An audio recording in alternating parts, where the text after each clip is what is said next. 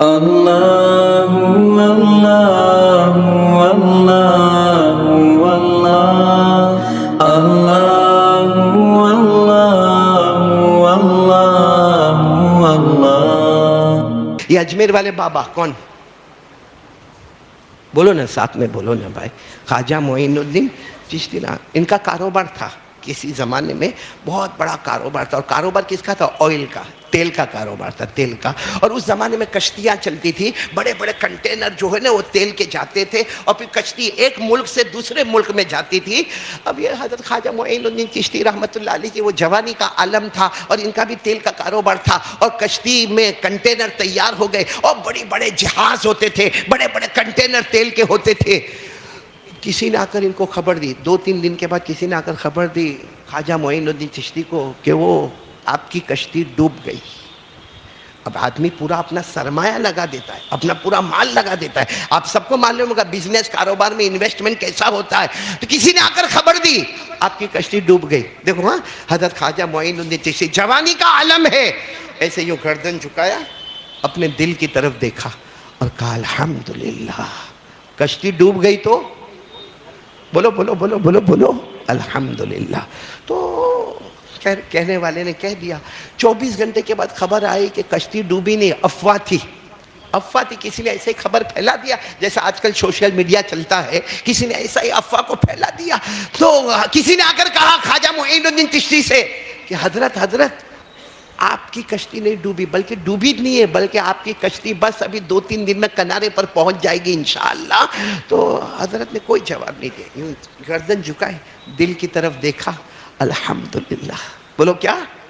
تو سامنے والا حیران، ڈوبے تو بھی الحمدللہ، نہ ڈوبے تو بھی الحمدللہ۔ کہا حضرت سمجھ میں نہیں آتا، جب کہا کشتی ڈوب گئی تو الحمدللہ، جب نہیں ڈوبی تو بھی الحمدللہ۔ کہا جب تو نے کہا نا ڈوب گئی، ایک انسان ہونے کے ناطے غم ہوا میرے کو، لیکن میں نے سوچا کہ کہیں غم میں میرا اللہ پر بھروسہ کم تو نہیں ہو گیا، اس لیے میں نے فوراً دیکھا میرا ایمان کا ٹیمپریچر بالکل برابر تھا، اس پر میں نے کہا الحمدللہ۔ اور جب تو نے کہا کہ کشتی نہیں ڈوبی تو میں نے سوچا کہیں خوشی کے مارے اپنے اوپر بھروسہ تو زیادہ نہیں آ گیا، تو میں نے اپنے دل کی طرف دیکھا، ایمان کا ٹیمپریچر ویسا ہی تھا، اس پر میں نے کہا الحمدللہ۔ پھر اللہ کے ولی خواجہ معین الدین چشتی نے فرمایا ایک قاعدہ ہے، خوشی آئے گی تو بھی اللہ کی طرف سے، غم آئے گا تو بھی اللہ کی طرف سے۔ اللہ نے فرمایا قل کل من عند اللہ فما لہؤلاء القوم لا يكادون يفقهون حدیثا۔ اللہ نے فرمایا کیا ہو گیا لوگوں کو؟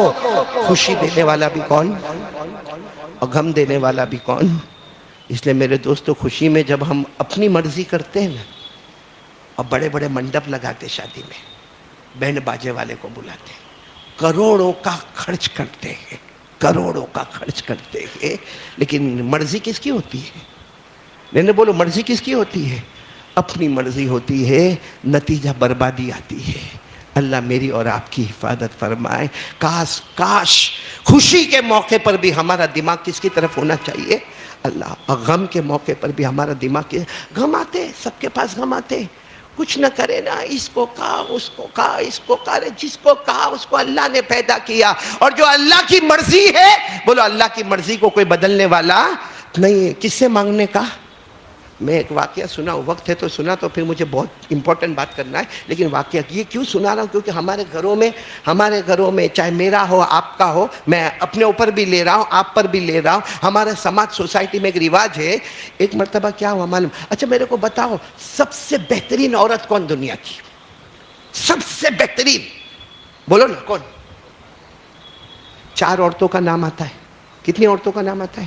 4۔ بولو، نمبر 1 حضرت مریم، نمبر 1 حضرت، بولتے جاؤ نا، حضرت مریم، نمبر 2 حضرت آسیہ، نمبر 3 حضرت خدیجہ، اور چوتھا نمبر حضرت فاطمہ۔ پھر علماء نے اس پر کلام کیا کہ 4 میں سب سے اچھی کون؟ تو اکثر علماء اس پر آئے ہمارے نبی کی لاڈلی بیٹی حضرت فاطمہ الزہرا رضی اللہ تعالی عنہ۔ ایک مرتبہ حضرت فاطمہ اور حضرت علی آپس میں جھگڑا ہوتا ہے، ہسبینڈ وائف میں جھگڑا ہوتا ہے، کیوں؟ حافظ عبدالرؤف ان کو پوچھ رہا ہوں، ایسا منہ لٹکا کے بیٹھے فرشتے پیدا ہوئے. ہوتا ہے جھگڑا ہوتا ہے ہر ہسبینڈ وائف میں نہ جھگڑا ہوئے نا. میرے کو وہ لکھا ہے بڑے بڑے لوگوں کے ملفوظ میں لکھا ہے, کسی نے کہا مولانا میرے کو شادی ہو کے جھگڑا ہوتا ہی نہیں ہے. دیکھا کہیں بھائی بہن نے تو شادی نہیں کر لی ہے, جھگڑا ہونا ہے. بولو جھگڑا. اب جھگڑا کن میں ہو رہا ہے؟ حضرت فاطمہ اور حضرت علی. اور کچھ جھگڑا تھوڑا بڑھ گیا تو حضرت فاطمہ نے روتے روتے کہا جا رہی ہوں ابا کے پاس, جا رہی ہوں. اب یہ صرف ابا نہیں تھے, ہمارے آقا محمد رسول اللہ صلی اللہ علیہ وسلم تھے. حضرت فاطمہ غصے میں دوپٹہ اوڑھی اور کہا جا رہی ہوں میرے ابا کے پاس جا رہی ہوں. یہ کہہ کر نکل گئی. وہ حضرت علی کا پورا بدن کانپتا, اس لیے نہیں کانپتا تھا, اس لیے نہیں کانپتا تھا کہ سسر سے ڈر لگتی تھی, اس لیے نہیں کانپتا تھا کہ بیوی سے ڈرتے تھے, اس لیے کانپتا تھا کہ خبر جا رہی ہے آقا محمد رسول اللہ, اور اگر میرے نبی نے ہلکی سی بھی بد دعا کر دی تو علی کہتے میرا دین دنیا سب برباد ہو جائے گا. اسے حضرت علی فرماتے میں بھی گیا, لیکن میں کیسے جاتا؟ حضرت علی کہتے میں دوسرے راستے سے گیا. میں نے برابر دیکھا کہ فاطمہ ہمارے نبی کے گھر پر گئی. حضرت علی کہتے میں دروازے کی اوٹ میں کھڑا ہو گیا, اور دروازے کی اوٹ میں کھڑا ہونے کا مقصد کوئی اور نہیں تھا, بس یہ تھا کہ بد دعا نہ کر دے میرے نبی.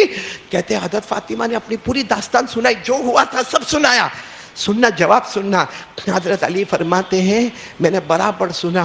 میرے نبی نے فاطمہ کے سر پر ہاتھ رکھا, فاطمہ کے سر مبارک پر ہاتھ رکھا اور 3 باتیں فرمائی. سب سے پہلے کہا تو نے علی کے بارے میں جو کہنا تھا وہ کہا, لیکن مجھے معلوم ہے میرا علی بہت اچھا انسان ہے, میرا علی بہت اچھا انسان ہے, بلکہ بچوں میں اسلام لانے والا سب سے پہلا اگر کوئی ہے تو میرا, بولو کون ہے؟ ان کے ابا نے ایمان قبول نہیں کیا, مگر بیٹے علی نے میرا ایمان قبول کر لیا تھا. پہلی بات یہ کہی. اور دوسری بات کیا کہی معلوم ہے؟ بیٹا ہر گھر میں جھگڑا ہوتا ہے, ہر گھر میں جھگڑا ہوتا ہے, میاں بیوی کا جھگڑا ہوتا, مگر یہ کون سا طریقہ کہ ابا کو جا کے شکایت کرنے کا؟ یہ کون سا طریقہ کہ ابا کے پاس آنے کا, اماں کے پاس جانے کا, کسی دوسرے کے پاس؟ یہ کون سا طریقہ؟ ہر گھر میں میاں بیوی میں جھگڑا ہوتا ہے, آپس میں بیٹھ کے صلح کر لینے کا. اور تیسری بات جو ہمارے نبی نے کہا, بیٹی فاطمہ تو میری بیٹی ہے, لگتے جگر ہے, میں تجھ سے بہت محبت کرتا ہوں, لیکن یاد رکھنا یہ ضروری نہیں کہ شوہر بیوی کی ہر مرضی کو پورا کرے. یہ ضروری نہیں ہے کہ شوہر بیوی کی ہر مرضی کو پورا کرے. کبھی کچھ اس کو زیادہ سمجھ میں آئے گا تو وہ کرے گا, کبھی اپنی بیوی کی مرضی کے مطابق کرے گا. جا بیٹی صبر کر, جا اللہ تم دونوں میں محبت دے. یہ کہہ کر حضرت فاطمہ کو واپس بھیج دیا. میرے دوستو سوچو یہی معاملہ اگر ہمارے گھر میں آیا ہوتا, اور باپ کیا کہتا میرا داماد, ہاں وہ تو میرے سے بہت کمتر ہے, اور معلوم نہیں کتنی گالیاں دیتا فون کے اوپر. یہاں ہمارے نبی نے واپس بھیج دیا. حضرت علی تو وہی کھڑے تھے نا, سیدھے ہمارے نبی کے پاس آ کے چمٹ گئے. میرے نبی آپ کو تکلیف تو نہیں ہوئی؟ ہمارے نبی نے فرمایا نہیں کوئی تکلیف نہیں, جاؤ جاؤ فاطمہ گئی ہے, تم بھی جاؤ. حضرت علی دوڑتے دوڑتے گئے. حضرت فاطمہ گھر پہنچے, اس سے پہلے حضرت علی نے راستے میں روکا, کہا فاطمہ سب باتیں ہو گئی, سب سن لیا, اگر میری غلطی ہے تو مجھے معاف کر دینا. حضرت فاطمہ نے فرمایا میرے ابا نے سمجھایا آپ کی غلطی نہیں ہے, غلطی میری ہے. میرے دوستو پھر سوچو محبت کا کیا عالم ہوا ہوگا. یہ ہمارے آقا محمد رسول اللہ. خیر مجھے یہ کہنا ہے, غم ہو یا خوشی ہو, ہم سب کا دماغ کس کی طرف جانا چاہیے؟ اگر آپ کی دکان میں بہت پروفٹ ہوتا ہے, کبھی یہ نہیں ہاں وہ تو میرا دماغ ہے, یوں چٹکی میں ادھر کا پیسہ ادھر ڈالا اور یہ زمین لے کے وہ زمین لیا. نہ میرے پیاروں, خوشی دینے والا بھی کون ہے؟ اللہ. ہمیشہ خوشی ہو تو بھی 2 رکعت نماز پڑھ لے, غم ہے تو بھی 2 رکعت نماز پڑھ لے, اللہ کو راضی کر لے. بولو سب کریں گے انشاءاللہ.